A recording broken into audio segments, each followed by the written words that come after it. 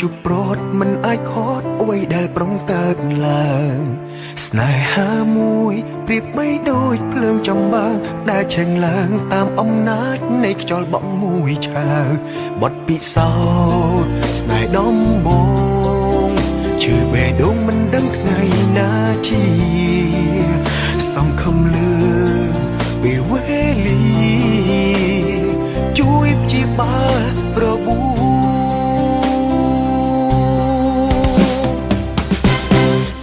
បើចេះស្រឡាញ់លេចមិនរៀនស្មងបង្កើតរឿងដ៏ឈឺចាប់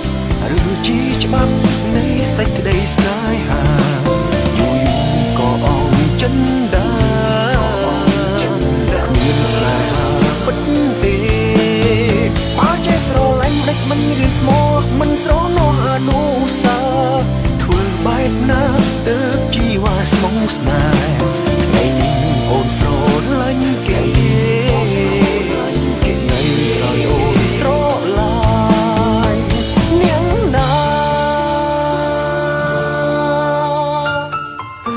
គេថាស្នេហ៍ដំបូងកម្រនឹងបានជួបគ្នាណាពេលនេះ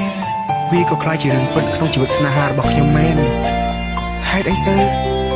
បើបានជាស្រឡាញ់គ្នាហើយម្ដេចក៏មិនអាចស្រឡាញ់គ្នារហូតនាឡិកាប្រាប់ពេល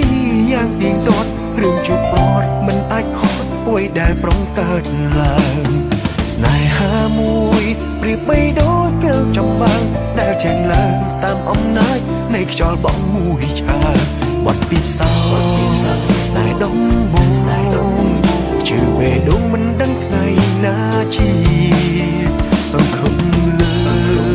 ពេលវេលាជួយព្យាបាលរបួស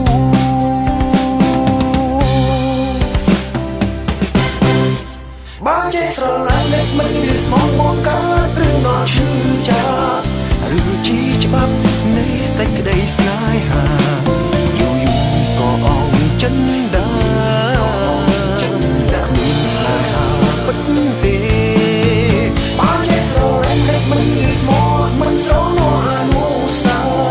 ធ្វើបែបណាទើបជីវ៉ាស្មងស្នេហ៍ថ្ងៃនេះអូនស្រឡាញ់គេ